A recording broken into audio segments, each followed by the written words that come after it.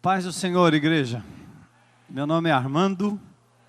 Oi, pessoal. Mais uma vez juntos aqui, adorando a Deus.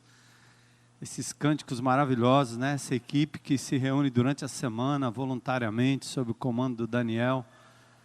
Prepara tudo isso que vocês usufruem aqui. É bom ouvir a congregação sendo conduzida no louvor. É muito gostoso. A gente ri, chora, louva, adora, contempla, agradece. E não sei se você sabe, mas o louvor, ele liberta, né? Ele traz restauração para a nossa vida. Quando você se entrega de verdade a adorar a Deus, o Senhor opera maravilhas. Quero convidar você a abrir comigo no Salmo de número 126. A gente vai ficar em pé para fazer essa leitura. Salmo de número 126, nós vamos pregar em vários textos, hoje uma palavra temática, mas eu quero começar com este salmo, chamado de consolo para os que choram. Cântico,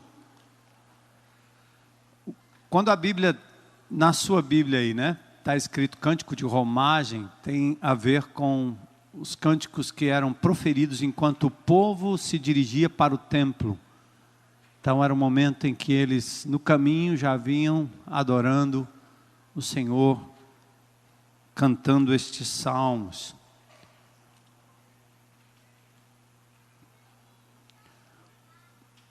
O Salmo de número 126. Quando o Senhor restaurou a sorte, o destino de Sião, ficamos como quem sonha. Então a nossa boca se encheu de riso e a nossa língua de júbilo. Então entre as nações se dizia: grandes coisas o Senhor tem feito por eles. Com efeito, grandes coisas fez o Senhor por nós. Por isso estamos alegres. Restaura, Senhor, a nossa sorte, como as torrentes no Neguebe. Os que com lágrimas semeiam, com júbilo ceifarão. Quem sai andando e chorando enquanto semeia, voltará com júbilo, trazendo os seus feixes. Esse salmo termina com uma nota aparentemente triste, mas é uma nota de realidade. Viver no mundo sob a perspectiva divina não é uma caminhada fácil. Há lágrimas no meio do caminho, há percalços no meio do caminho, há decepções no meio do caminho. Mas é interessante que o Senhor fala também do final da jornada e promete que nós voltaremos com júbilo, trazendo aquilo que foi colhido ao longo dessa jornada. Estou me lembrando agora do amado pastor Rick Warren, lá de Saddleback. Perdeu o seu filho mais velho, aliás, mais novo, 27 anos. O garoto tirou a sua própria vida. Uma situação muito triste para aquela família. Já era um menino com lutas e lutas ao longo dos anos. Então é um momento de bastante tristeza para nós e para o homem de Deus. A gente vê ao longo da história quantos homens que têm semeado a palavra de Deus com muitas lágrimas, muitas lutas, muitas dificuldades. Eu quero lembrar do pastor Rick Warren junto com vocês. Também tem um pedido de oração que me chega aqui. Eu não atendo a todos porque são muitos pedidos, né? Eu ficaria aqui talvez horas e horas orando e intercedendo por cada um. Mas se você lembrar de alguém agora aí que mereça a sua intercessão, ora comigo.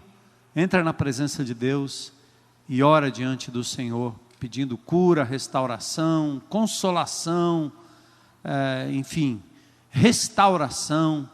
Vamos orar então e vamos entrar no nosso assunto hoje à noite. Maravilhoso Senhor, a Tua presença aqui é tão certa quanto o ar que nós respiramos. Tua palavra diz que onde estiverem 2 ou 3 reunidos em Teu nome, o Senhor estaria no meio deles. E nós nos reunimos aqui, Senhor, muito mais do que 2 ou 3, uma multidão de pessoas que Te amam, te buscam. E nós temos certeza da presença do Teu Espírito aqui no nosso meio. Eu peço ao Pai que o Senhor abra os olhos daqueles que aqui estão, para perceberem o poder, a graça, a presença majestosa do Espírito Santo aqui no nosso meio. Nós não podemos vê-lo, mas podemos sentir o efeito da presença de Deus aqui em nós e no nosso meio. Por isso nós ousamos entrar na Tua presença e orar em nome de Jesus e pedir que o Senhor continue despertando em nós, Senhor, os Teus sonhos, colocando em nosso coração a Tua vontade, os Teus desígnios, tudo aquilo que o Senhor tem planejado para a Tua igreja aqui na terra. Queremos pedir em nome de Jesus, Senhor, que a Tua palavra nos desperte, que a Tua palavra, Senhor, nos leve a exercermos compaixão para o mundo perdido que está ao nosso redor. Senhor, traz consolo a quem precisa de consolo, como o pastor Rick Warren. Cuida daquele homem, Senhor, da sua família, dos seus familiares, da igreja, Jesus, nesse momento de luto, de dor. Quero pedir ainda, Senhor, pelo Paulo Barros, que vai passar por uma cirurgia, o irmão Albano e tantos outros que são lembrados agora na mente e no coração dos que estão aqui em pé na Tua presença, ou sentados, enfim, Senhor, ou pela internet, seja onde for que estejam ouvindo, que o Teu poder se manifeste a favor destas pessoas que são lembradas na Tua presença agora, Senhor. Misericórdia de nós. E acima de tudo nós Te pedimos hoje à noite, Senhor, que a Tua palavra desperta em nós, Senhor, a esperança de que nem tudo está perdido e que é possível, através da presença do Teu Espírito na igreja, não só proclamar, mas realizar a transformação que o Senhor tem preparado para as pessoas que estão ao nosso redor, para os ambientes, para as famílias, enfim, Senhor. Usa o Teu povo e a Tua igreja poderosamente, mas acima de tudo, abre os nossos olhos para compreendermos o quanto somos canais deste poder maravilhoso, que é a presença do Espírito em nós. Louvado e exaltado seja o Teu nome, Senhor. Aqui neste lugar, nós Te adoramos, reverenciamos a Tua presença, nos prostramos diante de Ti para dizer, Senhor, juntos, ou dizermos juntos, fala, Senhor, que nós Te ouviremos. Para a glória do Teu nome é que nós oramos e agradecemos. Amém. Pode sentar. Louvado seja o Teu nome, Senhor.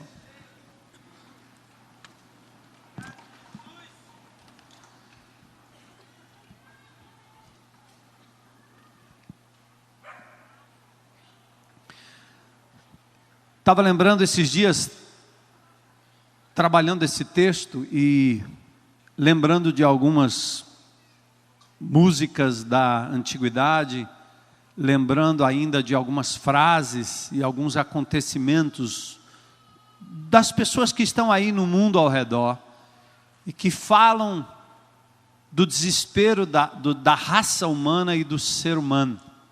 Estava me lembrando, eu não sei como é que veio isso à minha mente, né? Um samba antigo chamado Desilusão. Desilusão. A dança da solidão.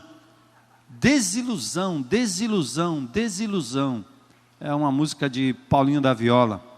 Pessoas solitárias que se desiludem da vida e perdem a capacidade de crer e sonhar com um futuro melhor. Tanta pancada na vida, tanta desilusão, tanta desilusão. E no final acabam a vida solitários, entregues às drogas, à bebida, à boemia, à noitada, a madrugadas em claro, a insônia que acomete pessoas que estão desiludidas. Ouvindo ainda as pedras que clamam, né, através dos cânticos, eu vi estava me lembrando de uma outra música, O Sonho Acabou. Uma música do Gilberto Gil que diz o seguinte, ó: o sonho acabou, e preste atenção nisso, acabou transformando o sangue do cordeiro em água. Sabe o que é isso? Ele acabou transformando o sangue do cordeiro em água. Essa desilusão, eu não sei exatamente como é, ou porquê, qual é a razão dele ter escrito ou colocado essa frase no meio de uma letra. Mas se eu entendo bem o recado, porque o brasileiro conhece bem a frase, eis o Cordeiro de Deus que tira o pecado do mundo, sabe que se não fora pelo sangue de Jesus, não haveria esperança de restauração para a raça humana. Mas parece-me que o autor está dizendo aqui, que de uma forma ou de outra estão diluindo o sangue, a ponto de não permitir que ele tenha o efeito que tenha. Talvez ele nem tenha essa intenção. Mas olha que frase. Lembrei também de John Lennon, numa música chamada Deus. Depois de afirmar que não acredita em várias coisas, dentre elas Jesus, lá no final ele grita, "The dream is over", ou seja, o sonho acabou. A música vem falando de uma série de descrenças. Eu não acredito nisso, eu não acredito nisso, eu não acredito naquilo, eu não acredito nisso, eu não acredito naquilo. Dentre esses nomes, Jesus. E lá no final diz, o sonho acabou. Por outro lado, algumas décadas atrás, um grito de liberdade saiu da boca de um pastor, Martin Luther King. E ele gritou, eu tenho um sonho.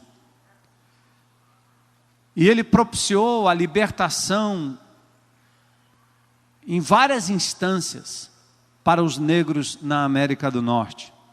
E até hoje você ouve aqui e acolá o vídeo de Luther King dizendo, I have a dream, ou eu tenho um sonho. É bem verdade que ele morreu por aquele sonho. Foi assassinado brutalmente. Como o John Lennon foi assassinado também, e muitos outros. Mas a sua vida trouxe aos negros americanos naquela época que mal podia entrar nos ônibus populares, tinham que ter horas, lugares separados para o ir e vir. Ele propiciou através do seu discurso, da sua mobilização em Washington, um movimento tremendo de libertação. E talvez a minha pergunta para você hoje à noite é, diante da realidade que você tem vivido e visto, presenciado, você ainda tem sonhos? Você ainda tem esperança? Você ainda sonha em realizar alguma coisa ou ver alguma coisa transformada na sua vida? Quais são os seus sonhos? Eu quero ainda olhar mais um pouco para a proposta que o mundo tem. Os sonhos vãos da raça humana e da sociedade ao nosso redor. Eu acho incrível pensar que um crente em Cristo Jesus, que conhece o Senhor e a igreja do Senhor, ainda tem a coragem de achar que encontrará liberdade fora do corpo de Cristo, onde a morte, o desencanto permeia. Fomos criados por Deus com a capacidade de planejar, de antecipar e de sonhar com o futuro. Mas o pecado trocou o encanto do sonho pela desilusão, porque as pessoas vão confiando em palavras humanas, em indivíduos, em instituições humanas, tiram o foco e os olhos de Deus e logo estão sofrendo a desilusão, a dança da desilusão. Por exemplo, vamos citar alguns fatos aqui, amados. Quem poderia calcular que alguns jovens, numa balada noturna, pudesse terminar num desfile fúnebre com mais de 230 jovens carbonizados ou mortos, asfixiados? Sonhos interrompidos na Boate Kiss. Os processos estão rolando. Os verdadeiros culpados talvez não pagarão o preço daquelas vidas jamais. Mas quem poderia imaginar? Ou quem poderia imaginar, por exemplo, que num país como a Índia, país dos mantras, da espiritualidade, daquela coisa misteriosa, esotérica, propagada pelas novelas, quem poderia imaginar que num país como aquele, ser mulher era estar sujeita, ou é estar sujeita a assédios, estupros públicos? A ONU diz que em 2010 foi feita uma pesquisa: a cada 3 mulheres da Índia, 2 denunciam que foram assediadas pelo menos 5 vezes num ano só. Quem criaria um menino, jovenzinho, amante de futebol, para ir num estádio e ser massacrado numa briga qualquer, ou morto através de um rojão? Quem sonharia em ver cenas como a da seca no nosso interior? Graças a Deus começa a chover em alguns lugares. Quem sonharia criar uma criança que é sequestrada, raptada, sufocada, 6 anos de idade, como que aconteceu com João Felipe? Vocês estão vendo as notícias todo o tempo. Sabe como eu vejo as pessoas aí fora? Como Isaías 29:8 diz: é como o faminto que sonha que está a comer, mas acordando sente-se vazio, porque foi só um sonho não realizado. Ou como aquele que está sequioso e sonha que está a beber alguma coisa, mas acorda, está desfalecido e sedento. Isaías 29:8 fala que o povo está assim. Sonha que está sendo saciado, mas acorda sedento. Sonha que está sendo alimentado, mas acorda completamente faminto. Zacarias 10:2 diz: porque os ídolos do lar, as pessoas que estabelecem nos ídolos a sua esperança, as pessoas que vão atrás de ídolos que não resolvem, são estátuas, pedaços de pau, de pedra. Os ídolos do lar falam coisas vãs. Os adivinhos estão vendo mentiras, estão contando sonhos enganadores e oferecem consolações que são vazias, não resolve o problema do ser humano.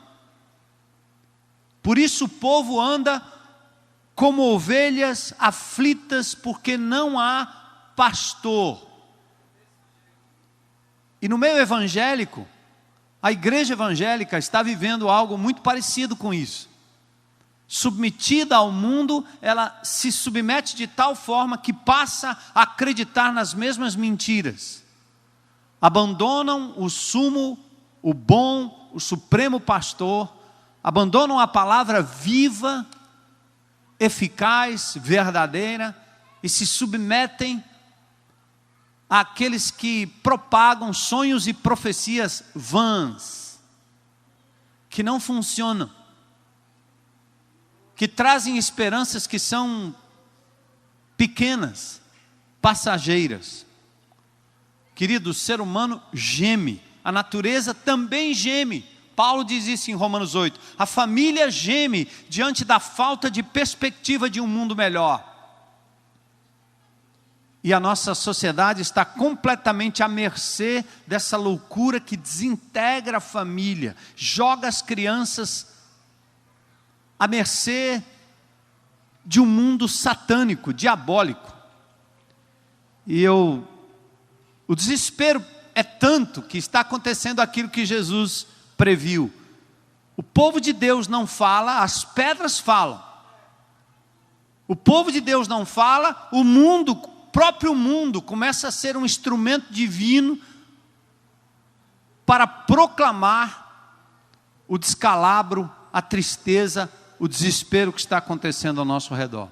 Quero mostrar rapidinho, está em francês, ninguém vai entender direito. Aliás, alguns podem até entender, eu não. no dia 13 de janeiro, a França quase ateia, socialista, uma França que acaba com os templos e com qualquer possibilidade de se ter o evangelho sendo pregado lá. Essa França incrédula começa a reagir agora em prol da família. Eles se mobilizaram numa marcha que poderia ser muito bem uma marcha de cristãos, mobilizados em luta em prol da família tradicional, dizendo clara e abertamente, não só em Paris, mas em vários lugares onde os franceses têm um certo domínio, até pela língua, Quebec, no Canadá, em outros países, dizendo em alto e bom som,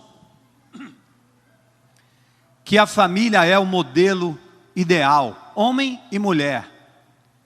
E não foi só uma marcha que poderia ser considerada homofóbica contra os homossexuais, o casamento entre pessoas do mesmo sexo. Por incrível que pareça, os depoimentos tinham a ver com o fato de que as crianças não poderiam ser privadas de um modelo de família, marido e mulher. Não era tanto contra o casamento, embora fosse também o casamento entre pessoas do mesmo sexo, mas tinha a ver com o fato de que agora crianças estariam sendo geradas, educadas dentro deste contexto quase monossexual. Dê uma olhada nesse videozinho que tem aí, rapidinho. Beaucoup de sensibilité. Beaucoup de sensibilité, de droite, de gauche, trans-religion, trans-courant politique, trans-orientation sexuelle, il y a vraiment tout. Je crois qu'on peut vraiment pas dire que ce soit... on cherche d'ailleurs à ce que ça ne soit pas récupéré, surtout pas.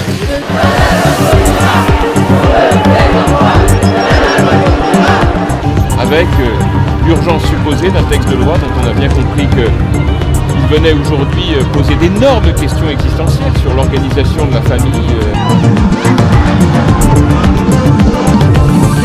J'aimerais bien que le projet de loi infâme qui nous est proposé soit enterré.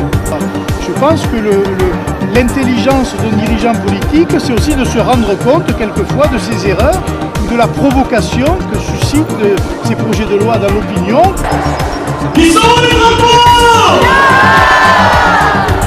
Je me souviens qu'en 84, François Mitterrand a fini par comprendre la France et comprendre que sa réforme sur l'enseignement libre n'était pas adaptée.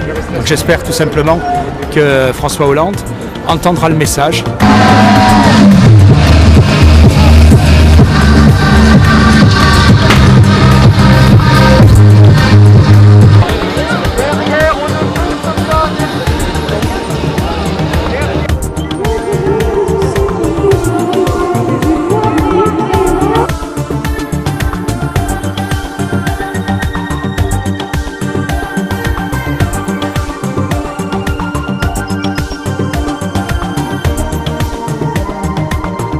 Le sens fondamental de cette manifestation, c'est de rappeler aux élus les réalités. Et les réalités, c'est qu'une famille, ça se fait autour d'un papa, d'une maman, d'enfants. De cette manifestation, c'est... Aleluia. Será que nós teríamos coragem de sairmos às ruas em nome de Jesus? Para dizer que Deus nos criou a sua imagem e semelhança, homem e mulher os criou e fez família para ser originado numa relação de homem e mulher.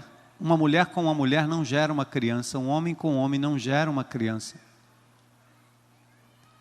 Embora nós continuemos a dizer o que a Bíblia diz, que a Bíblia ama cada ser humano, independentemente da sua orientação ou opção sexual.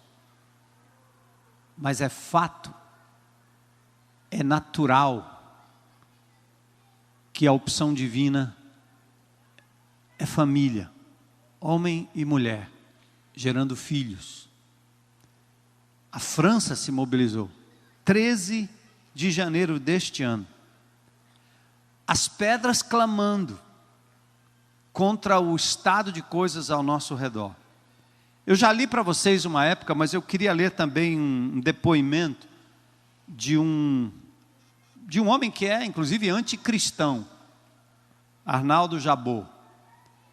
Ele é crítico do cristianismo, da fé, às vezes sarcástico. Mas olha o que ele escreve: os acontecimentos estão inexplicáveis, pois a barbárie das coisas invadiu o mundo dos homens. O socialismo não deu certo. O capitalismo global não trouxe paz nem progresso. Tudo que depende da vontade dos homens e seus sonhos de controle não chegam a um final feliz. O mundo está regido por uma tumultuosa marcha de fatos sem causa, de acontecimentos sem origem, de objetos sem sujeitos. Temos acesso a uma informação infinita que não se fecha. Temos mais ciência e menos entendimento. As ideias não correspondem mais aos fatos. As palavras eram nosso muro de arrimo, foram esvaziadas de sentido. Amor não é mais amor, respeito não é mais respeito, temor não é mais temor. Palavra, por exemplo, felicidade. Ser feliz hoje é excluir o mundo em torno. A visão das tragédias. Ser feliz é uma vivência pelo avesso, pelo não. Ser feliz é não ver a miséria, é não pensar nas catástrofes, é não se deixar impressionar pelos dramas do país. Ficamos humilhados diante da impotência das soluções. Vivemos sobre uma pasta feita de egoísmo, preguiça e escravismo. Que nome dar a essa gosma que somos? Esse mau exemplo estimula a saudade por um regime que restaure certezas, crenças, como futuro, ordem, nação, identidade, povo. Está vendo aí? As pedras clamando. Como estamos? Nossa sociedade está insatisfeita, aflita, desesperada e sem motivação para sonhar. As pessoas estão solitárias, doentes, sem ter algo para acreditar ou para lutar ou achar algo que vale a pena. E o povo de Deus? Como está o povo de Deus? Eu quero ler um trecho de um artigo escrito pelo pastor Carlos Queiroz, que estará no nosso EPL, nosso encontro de pastores. Olha o que ele diz: numa sociedade vulnerável à massificação e à manipulação, no momento em que há crescimento religioso vertiginoso, com fenômenos interpretados de maneira simplista e espiritualista, nessa hora de globalização da sociedade, exclusão dos fracos, no momento de desencanto das utopias, de escassez de sonhos e esperanças, queremos, à luz das Escrituras, inspirados pelo Espírito Santo, resgatar novas esperanças na missão que Deus nos tem confiado.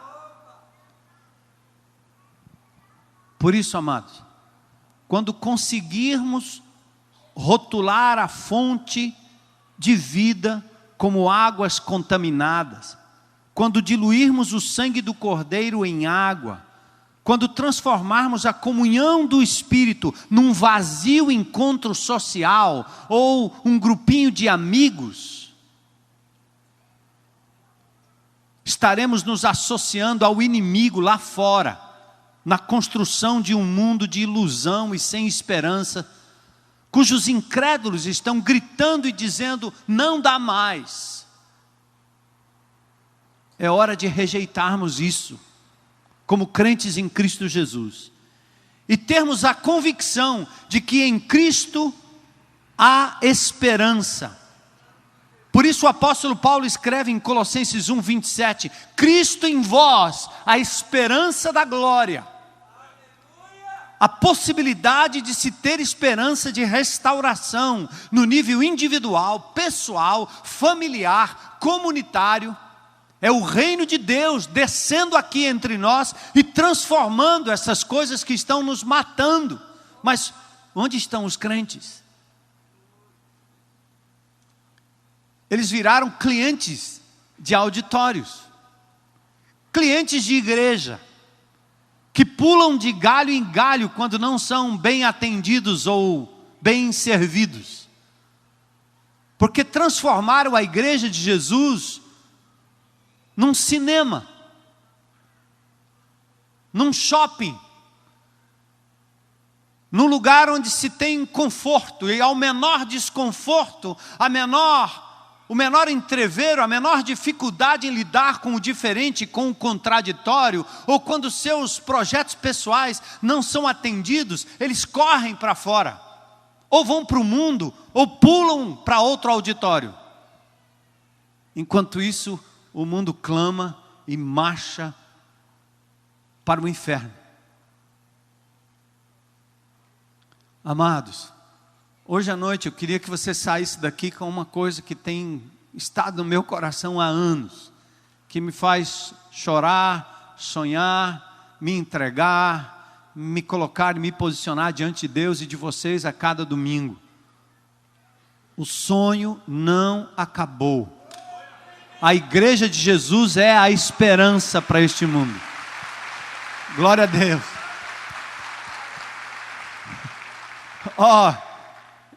O que é que eu estou propondo aqui hoje à noite? Estou propondo acendermos uma chama em meio às trevas.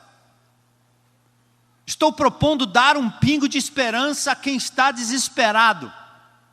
Estou propondo demonstrar que a igreja de Jesus, seu corpo, sua família, seu reino, é o lugar onde nós descobrimos que em Cristo o sonho não é vão, a esperança é real. O reino de Deus está entre nós e pode ser experimentado num ajuntamento criado por quem deu a sua própria vida para deixar um corpo vivo entre nós, igreja.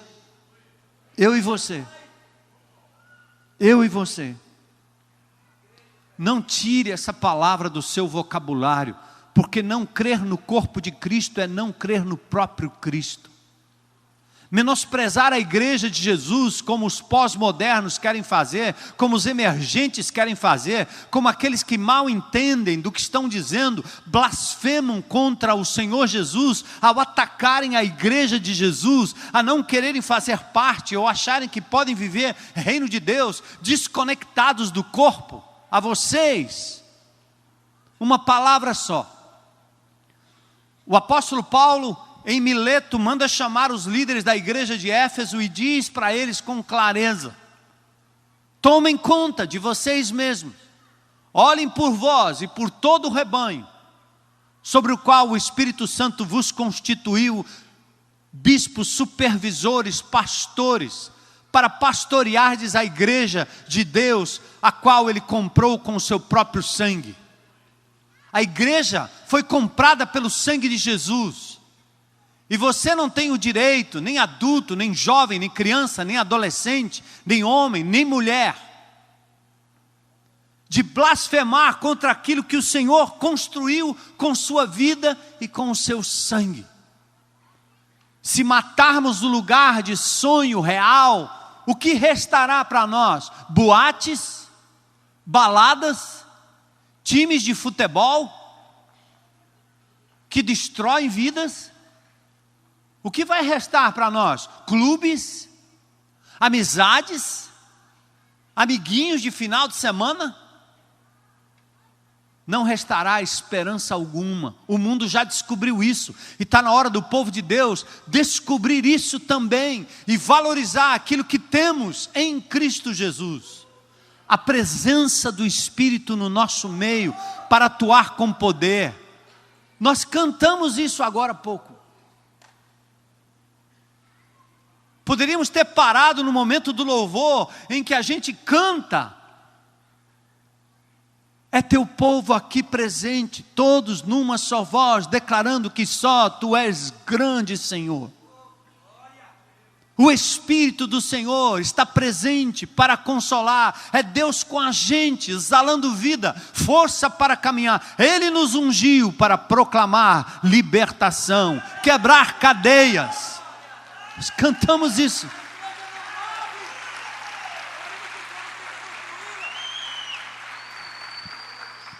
Seja em qual campo o Senhor lhe enviar como missionário, essa balela que nós tínhamos antigamente nas nossas denominações, meia dúzia de pessoas eram chamadas de seminaristas, meia dúzia de pessoas eram chamadas professores de escola bíblica dominical, meia dúzia de pessoas eram chamadas de missionários, transformaram aquilo que o Senhor deu para todos nós em algo especial para meia dúzia de indivíduos, e deixamos o corpo de Cristo serem os dependentes, como aqueles pintainhos que ficam esperando a comida dada por alguém. O Espírito de Deus está em mim, Ele está em você também. O Espírito de Deus que me dá a unção para ensinar, dá a você também. O Espírito de Deus que dá a minha unção de proclamar, dá a você também. Para orar, libertar, curar, está em mim, está em você. Não está em meia dúzia de profissionais. Não está. Percebe?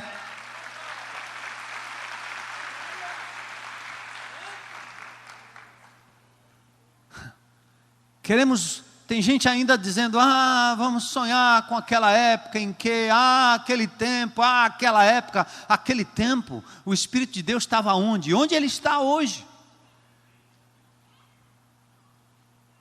Queridos, olha como a Bíblia tem uma história de sonhos. Sonhos não no sentido de adivinhação, que querer saber, eu sonhei à noite, agora me revela aí. Mas a grande verdade é que Deus deu ao seu povo ao longo da história a possibilidade de sonhar, abrindo janelas no céu, mostrando o futuro e a restauração do seu povo e das nações ao redor. Abraão foi assim, com Abraão foi assim. Deu a ele a possibilidade de sonhar, saindo da sua terra, da sua parentela, um homem, uma família, para constituir uma nação que perdura ao longo de séculos. Foi assim com José, em mais ou menos 1500 a.C., fome, preparação no Egito. Os sonhos de Deus vieram para José, e José foi capaz de interpretar esses sonhos e preparar uma nação que passaria fome durante anos. E ele foi o provedor, aquele que juntou. A palavra Yosef ou José quer dizer exatamente isso, o que ajunta. Salomão, Deus fala ao seu coração, lhe dá sabedoria para constituir um reino. Daniel, no ano 500 a.C., mais ou menos, recebe de Deus uma revelação que mostra um sonho, que mostra o descortinar do futuro. Não só a ascensão, mas a queda dos impérios. Daniel recebeu de Deus a antecipação de como seria o Império Babilônico, o Império Assírio, o Império Grego, o Império Romano. Daniel. E na época de Jesus a mesma coisa. José foi visitado, os magos foram visitados, a mulher de Pilatos teve uma revelação divina sobre quem era Jesus, numa época em que não havia razões para acreditar no potencial humano.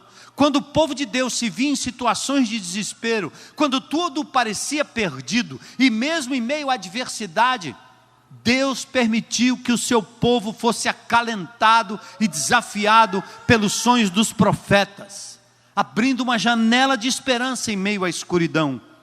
E o sonho prometido veio em Joel capítulo 2, versos 28 e 29. Um texto que vocês conhecem porque eu repito esse texto várias vezes ao longo das pregações dominicais.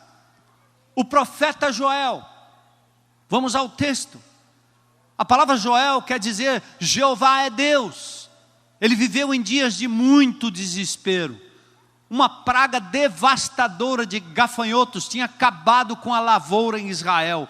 A seca ilustrava a realidade do castigo que estava prestes a vir sobre a própria nação de Israel. Nesse contexto, Deus chama o seu profeta e dá a ele uma visão, um sonho, uma palavra que devolve a ele e aos seus compatriotas a esperança para sonhar outra vez. Neste contexto surge promessa de restauração que viria marcado pela capacitação divina e que possibilitaria ao seu povo profetizar, sonhar e ter visões. Joel 2, 28 e 29. Olha, ele olhando para o futuro no meio da desgraça. Acontecerá depois que derramarei do meu espírito sobre toda a carne, vossos filhos e vossas filhas, o quê? Vossos velhos, o quê? Os vossos jovens, o quê? Terão visões, e até sobre os servos e as servas derramarei o meu espírito naqueles dias. Igreja, que promessa! Para um povo que dependia do templo, do sacrifício, do sacerdote, do profeta, para um povo que assistia o movimento de Deus, mas que era guiado por um mediador, vem uma promessa tremenda. Primeiro, ele diz que derramaria, ou seja, seria algo abundante. Depois ele diz o meu espírito, ele não vai enviar ninguém não tem intermediário, é o próprio espírito, é a intervenção pessoal de Deus na história. E depois ele diz sobre toda a carne. Queridos, nos dias de Moisés, quando alguém profetizava no arraial, corriam para Moisés dizendo assim: opa, tem alguém profetizando aí fora. O que ele diz? Lá em Números 11, 29. Quem dera todo o povo do Senhor fosse profeta, e que o Senhor pusesse o seu espírito sobre eles. Está vendo o texto aí? Presta atenção aí, irmão. Presta atenção nisso aí. Atenta aí, classe. Quem dera todo o povo do Senhor fosse profeta, e que o Senhor pusesse o seu espírito sobre eles. Isso é Moisés falando lá atrás, quando alguém dizia assim: tem um curandeiro aí que está fazendo cura miraculosa, tem um camarada numa tenda ali fazendo um negócio, tem um outro ali que está na televisão fazendo coisa maravilhosa, tem um profeta, que um pastor que vem aqui na cidade, ele vai pregar, olha, tem um aqui que vai fazer curas que são impressionantes. E o povo todo dependente, porque coitado, né? Cadê o Espírito? Chega uma hora que quando Moisés disse, olha, alguém disse assim, tem alguém profetizando no arraial? Moisés disse, calma rapaz, está pensando que isso é coisa exclusiva minha? Eu quero dizer o seguinte, esse é meu sonho, que um dia todo o povo de Deus profetize, pregue, ensine, fale, cure, ore, restaure, e veja a glória de Deus acontecendo onde estão. E por isso ele diz que o Senhor possa pôr o Espírito sobre cada um. Esse era o sonho de Moisés. Em Joel capítulo 2 vem como promessa. Vai acontecer, vai acontecer. Ele vai derramar do seu Espírito, ele vai derramar pessoalmente a sua presença, e será abrangente toda a carne, filhos e filhas, velhos e jovens, servos e servas. Amém? O anelo e a frustrante realidade. O que o povo judeu fez? Desde que Joel profetizou 800 anos antes de Cristo, desde a época de Moisés, o que o povo fez? O povo judeu negligenciou, perdeu a capacidade de sonhar, chegou ao ponto de construir fortalezas terrenas como Massada, montou grupos guerrilheiros para tentar vencer a guerra. Os sicários fizeram isso, tentando mudar a realidade opressora pelas suas próprias mãos. Sabe qual foi o resultado? Quando Jesus veio aqui à terra, ele olhou para o seu povo, ele olhou como se ele andasse e entrasse aqui hoje à noite, e ele disse assim: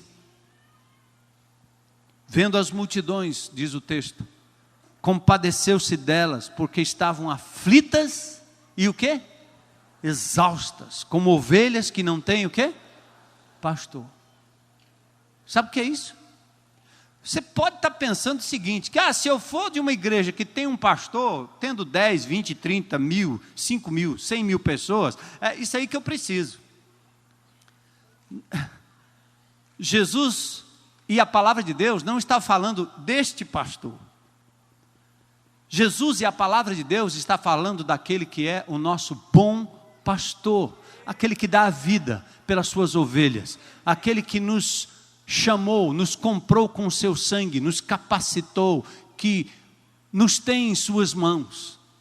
O povo naquela época estava sem direção, sem pastoreio, quer dizer, sem direção. O que é que nós estamos fazendo aqui? Quem somos nós? Qual é o nosso papel? De novo, ovelhas aflitas e exaustas como quem não tem pastor. Mas e o sonho? E a promessa? Será que Deus teria falhado com a sua promessa de Joel? Seria o povo de Deus, então, aliás, os planos de Deus frustrados em relação à atuação do seu povo na sociedade daquela época? Não. Presta atenção aí. O sonho não acabou. O nascimento de Jesus marcou o final de um século e a virada de um milênio. Veio cercado de sonhos e visões, de um movimento profético. Contemplou estrangeiros como os magos, galileus como Maria e José, humildes como Simeão, que esperava a consolação de Israel, solitários como Ana, a profetisa, que viúva de 84 anos, aliás, e os excluídos como João Batista e seu clã, que não tinha nada a ver com o poder estabelecido, o poder religioso. Jesus, quando veio à terra, começou uma revolução, uma movimentação poderosa ao seu redor. Era tempo de sonhar outra vez. A vinda de Jesus deu aos que estavam sem esperança uma possibilidade de sonhar com um reino que não seria implementado pela política, não seria implementado por meios econômicos e não seria implementado pela religiosidade vã, oca e vazia. Sem armas, sem palácio, sem organograma, sem títulos, Jesus fez o povo viver e sonhar outra vez. Mas presta atenção no padrão de Jesus. Para que o povo pudesse sonhar de novo, Ele mesmo empenhou a sua vida e morria, dando a sua vida para tornar o sonho e a promessa uma realidade. Por isso não combina sermos clientes do Evangelho, que pensamos egoisticamente no nosso bem-estar, do reino de Deus, quando nós olhamos para Jesus, que não veio para ser servido, mas para servir e dar a sua vida em resgate por muitos. Quando é que nós vamos acabar com esse desfile de clientes na igreja de Jesus? De pessoas que por qualquer insatisfação se movimenta, sai fora, vai embora, abandona Deus, abandona Jesus, ou abandona a igreja de Jesus. Quando é que nós vamos acabar com isso? Quando as pessoas entenderem que precisam negar a si mesmos. Fazer como Jesus, que disse: eu não vim para ser servido, mas para o quê? Servir. Marcos 10:45, ele dizia: eu não vim para ser servido, eu vim para servir. A igreja de Jesus, o crente em Cristo que recebeu a salvação em Cristo Jesus, a esperança da vida eterna, a presença do Espírito, não pode entrar numa congregação, não pode sentar num grupo pequeno e ficar pensando em ser servido. Muda o discurso, se você é crente em Cristo Jesus, discípulo de Jesus. Diga assim: eu não vim para ser servido, mas eu vim para servir e dar a minha vida e me entregar. Por isso Paulo fala das palavras de Jesus, que mais bem-aventurada coisa é dar do que receber. Vamos inverter essa lógica, porque é isso que mata o povo ao nosso redor, é isso que está matando a nossa sociedade. Porque as pessoas pensam em usufruir, em ganhar o máximo, tirar o máximo para si, olhar para o que é seu e o resto que se lixe, o resto que se dane. Mas o crente em Cristo Jesus não pode ter essa mentalidade, porque nós somos transformados pelo Senhor Jesus Cristo e temos como modelo o nosso Senhor Jesus. Somos discípulos e servos dele, e ele veio não para ser servido, mas para servir e dar a sua vida em resgate por muitos. Agora era tempo de sonhar outra vez. A vinda de Jesus Cristo deu aos que estavam sem esperança a possibilidade de sonhar. E agora começa a esperança. Jesus estabelece a condição para apropriar-se do sonho. Lembra da promessa? Lembra do desejo de Moisés lá atrás? Quem me dera todo o povo pudesse profetizar. Quem me dera todo o povo tivesse o Espírito de Deus. Joel então profetiza: nos últimos tempos acontecerá que derramarei do meu Espírito sobre toda a carne. Vossos filhos e vossas filhas profetizarão. Enfim, o Espírito de Deus viria, promessa para o futuro. Mas olha o que aconteceu quando Jesus veio a este mundo. 50 dias depois da morte do Senhor, dia de Pentecostes, reunidos no mesmo lugar, aqueles que lamentavam a ausência do Salvador, celebravam a ressurreição, receberam do Pai a promessa para os últimos tempos. Jesus disse: não saiam enquanto vocês não forem revestidos do alto. Ele deu a grande comissão: ide, fazei discípulos de todas as nações. Mas em seguida ele diz: não saiam enquanto vocês não forem revestidos do alto. E aí, amados, em Atos capítulo 1, versículos 4 a 5, veio a espera. Em Atos 1,14, o ambiente, 900 metros distante do Monte das Oliveiras, ali estava o cenáculo e um punhadinho de pessoas reunidas ali. Aconteceu em Atos 2, verso 1, Pentecoste, quarta festa das festas anuais dos judeus, Páscoa, pães, ázimos e primícias. Pentecostes era um nome grego para a festa das semanas. E o fenômeno, olha o que aconteceu, reunidos todos no mesmo lugar, veio do céu um som, aliás, intenso, semelhante ao vento. O Espírito é derramado e compartilhado. Joel fala do meu Espírito, e Atos 2, do meu Espírito, e a proclamação das grandezas de Deus, que supera as barreiras étnicas. Presta atenção, naquele dia estavam reunidos ali, pessoas de todas as nacionalidades, uma grande representatividade. Atos 2, 17 a 18 diz: e acontecerá o que está acontecendo aqui, o que foi profetizado pelo profeta Joel, acontecerá nos últimos dias de novo, diz o Senhor, derramarei do meu Espírito sobre toda a carne, vossos filhos e vossas filhas profetizarão, vossos jovens terão visões, sonharão vossos velhos, até sobre os meus servos e sobre as minhas servas derramarei do meu Espírito. Aí vem de novo, amados, o cumprimento daquilo que Joel antecipou em Atos capítulo 2, nasce a igreja de Jesus. Em Atos 2 nasce o corpo vivo de Cristo na terra. Pessoas reunidas no mesmo lugar, o Espírito Santo veio agora de forma pessoal, poderosa, entrando na vida de cada um.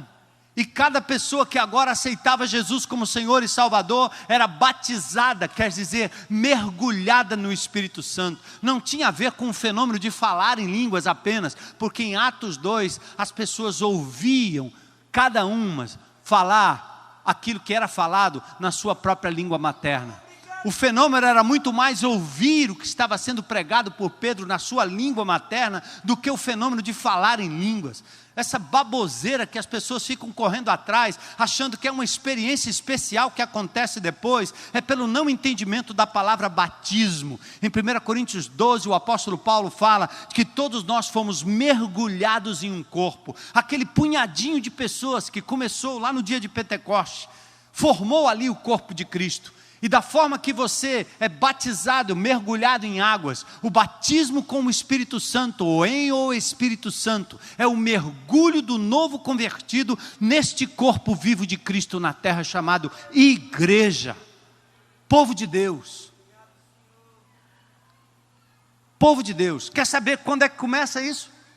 O Espírito Santo, quando é que ele entra na vida da pessoa, quando é que ele mergulha? Atos 11, 17. Pedro explicando o que aconteceu ali na casa daquele homem Cornélio, ele diz que aquelas pessoas receberam o Espírito Santo assim como nós recebemos quando cremos no Senhor Jesus.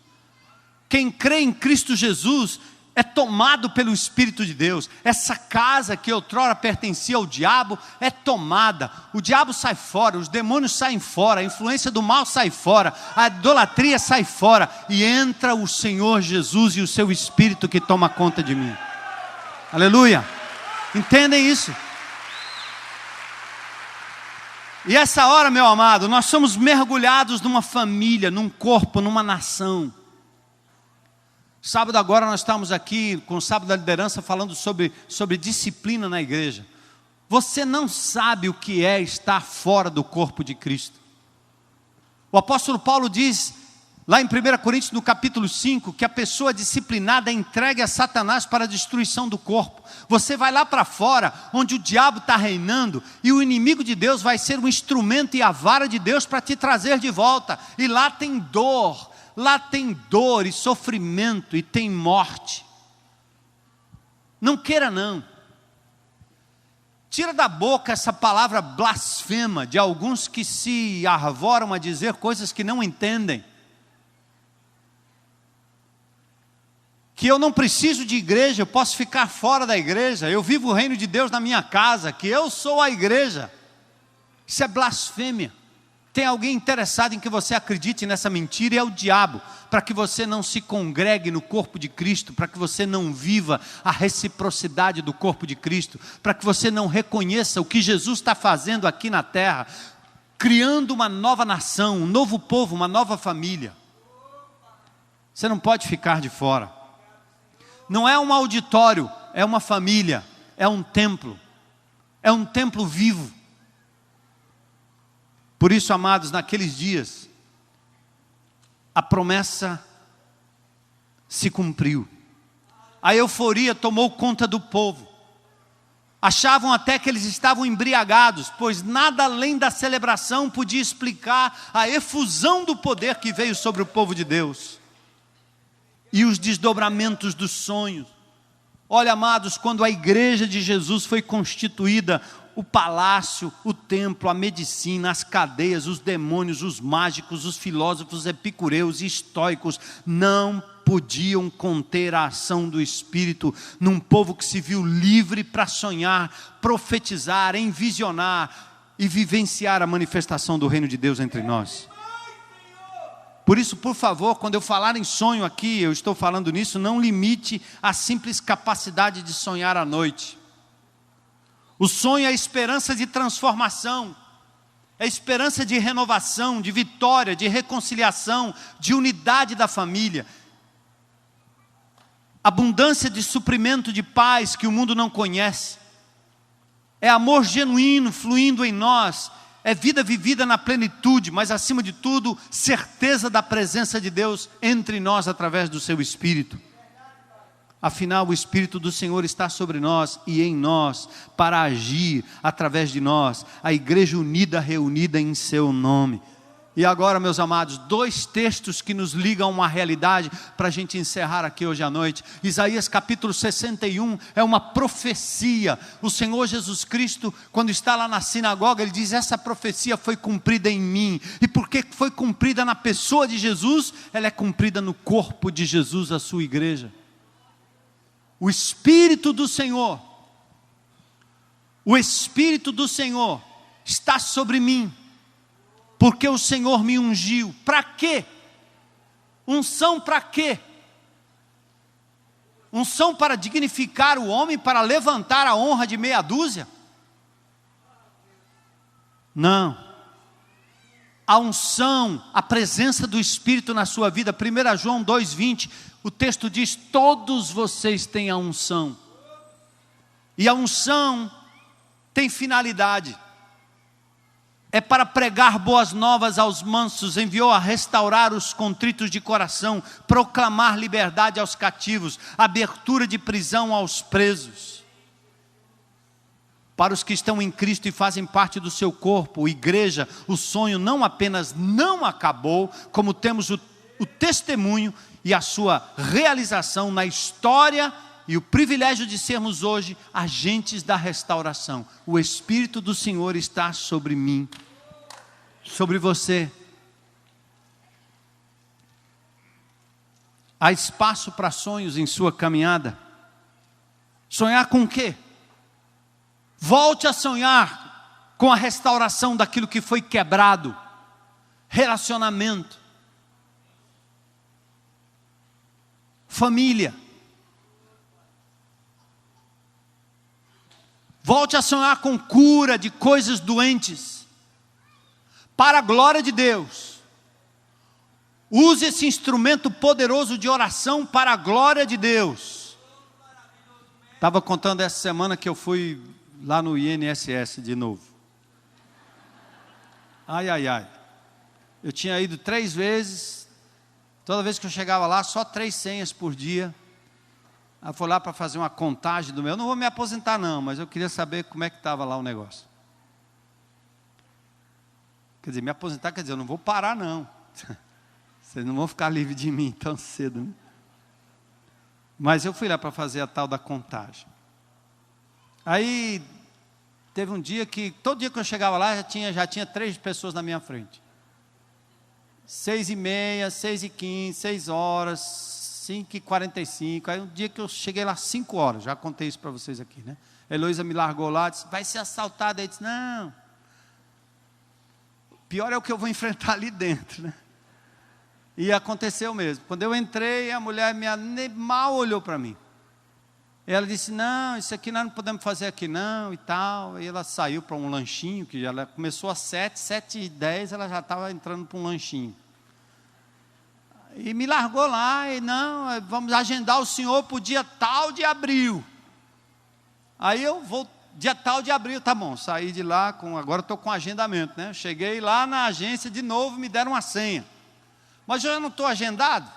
Não, mas eu tenho que pegar a senha. Tá bom, sentei lá, peguei a senha. Quando eu cheguei na frente da criatura, ela disse, o senhor tem que vir aqui de madrugada para pegar uma senha, aquelas que só tem 3.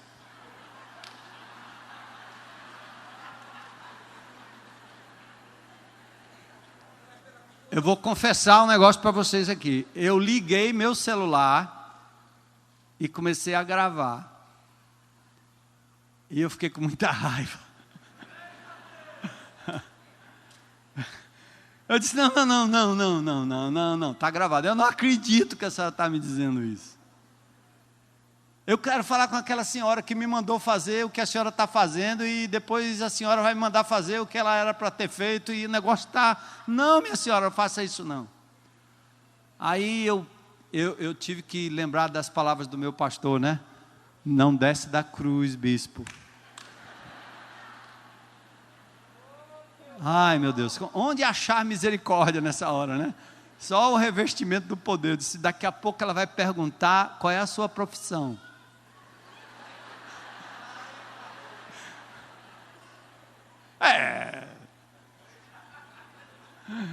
Ai.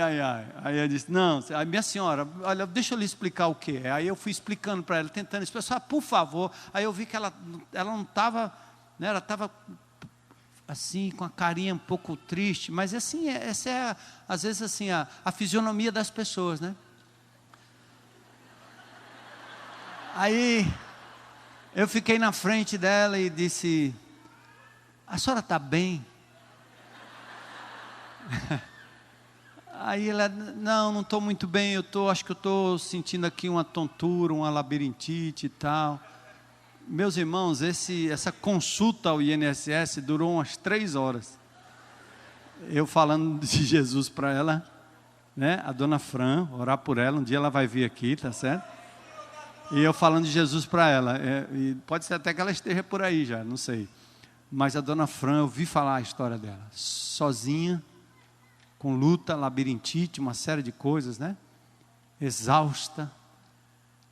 E o Espírito de Deus me usou naquela hora para ministrar na vida daquela. Bastou só dizer que eu ia orar por ela, é incrível. A mulher tomou uma vitamina assim. Ela ia bem devagarzinho na Xerox, começou a ir mais rápido. Olhou tudo que tinha que olhar, foi uma maravilha, olha, encaminhou tudo, fez continha. A primeira coisa que ela pegou numa folha, disse, só vai para casa e faça as continhas aí para ver quantos anos tem. Quando eu comecei a falar, né, eu senti que era uma coisa de Deus. Deus colocou um amor por ela no coração. Eu senti como se fosse minha irmã, minha mãe, sei lá, né, alguém assim que precisava do amor de Jesus. Gente, ela pegou o papel e ela começou a fazer a contagem. E olha, eu fiquei um tempão. Ela me atendeu muito bem e agendou outra reunião. Mas você percebe a oportunidade que Deus tem lhe dado e tem me dado e tem nos dado dia a dia, de sermos sal, luz, e trazermos alento para a vida das pessoas. O Espírito do Senhor está sobre nós. As pessoas estão quebradas, acorrentadas, adoecidas. Está na hora, gente. Na hora de sonhar de novo com restauração de vidas, de pessoas doentes, salvação dos perdidos. Amém, igreja? Grupos pequenos, que atraem pessoas para dentro da casa, para falar de Jesus. Não tem lugar melhor para a teologia fluir e viver coisa na prática do que dentro de casa. Um grupo pequeno jamais deveria ser um clube de amigos, porque isso não é a igreja de Jesus. Peça a Deus que o Espírito de Deus faça uma mudança tão grande, que vocês que são crentes mais maduros, estão mais antigos na fé, que vocês, ao invés de serem 5 ali, que possam sair dali para atraírem outros grupos e formarem outros grupos. Porque nós não estamos aqui para desenvolvermos uma amizade entre nós. Nós estamos aqui para sermos instrumentos desse Espírito poderoso que está em nós. Sua casa, seus bens, sua vida, seu tempo. Deus tem te enviado como missionário. Sua casa tem que ser um posto avançado do reino. E o reino tem a ver com atração e transformação de vidas. Jesus disse: eu vim buscar e salvar o que se havia perdido. Lucas 19:10. Eu vim buscar e salvar o que se havia perdido. O sonho não acabou. Quando o Senhor restaurou a nossa sorte, ficamos como quem sonha. E é assim que eu quero viver hoje. O Espírito de Deus nos unge para uma restauração poderosa na vida das pessoas. Que haja um despertamento na tua vida hoje. Que haja renovação das esperanças hoje. Que você usufrua a presença do Espírito na sua vida e não espere por ninguém, não espere por nenhum guru, nenhum líder. O Espírito de Deus está em você, como está em mim, está em nós. Coragem, meu irmão. Assuma a responsabilidade transformadora e restauradora. Experimente a presença de Deus e o reino de Cristo através do ajuntamento solene, como nós estamos hoje aqui reunidos, das iniciativas compartilhadas, do evangelismo relacional, sendo parte do corpo vivo de Cristo, nosso refúgio, nossa identidade, nosso lugar de esperança, nosso lugar de sonhar os sonhos de Deus. Aleluia. Pausa aí, curva a tua cabeça um minuto na presença de Deus. Volta, peça a Ele que restaure na sua vida a capacidade de sonhar de novo.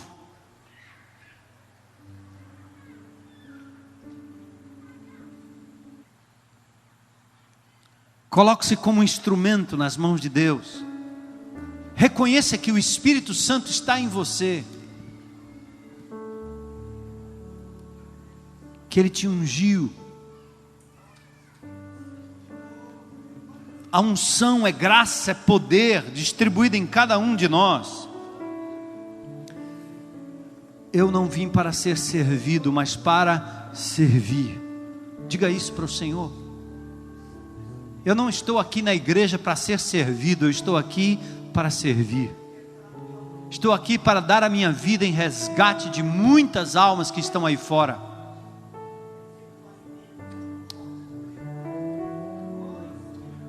Reconheça a presença de Deus na sua vida, meu irmão, mais do que você tem reconhecido os problemas, os entraves, as dificuldades, mais do que você tem reconhecido até a presença do inimigo, seja onde for. Reconheça a presença de Deus na sua vida. O Espírito de Deus está em mim, atua em mim, porque eu estou no corpo de Cristo, igreja viva, templo do Espírito. Aleluia, Senhor. Aleluia, Senhor. Aleluia, Jesus. Aleluia, Senhor. Glórias ao teu nome, Espírito de Deus. Aquele grupo reunido no cenáculo há mais de 2000 anos atrás, Senhor, não é diferente do grupo reunido aqui e de casa em casa hoje, Senhor. Ó Espírito Santo de Deus, levanta um povo poderoso, Senhor, em palavras e em obras, em serviço, Senhor, em compaixão, em misericórdia. Oh, Senhor, O que seremos nós? Traz de volta os jovens, Senhor, que estão olhando para as boates, para os clubes, para os grupos, Senhor, um lugar de refúgio, como um lugar de refúgio. Traz de volta, Jesus.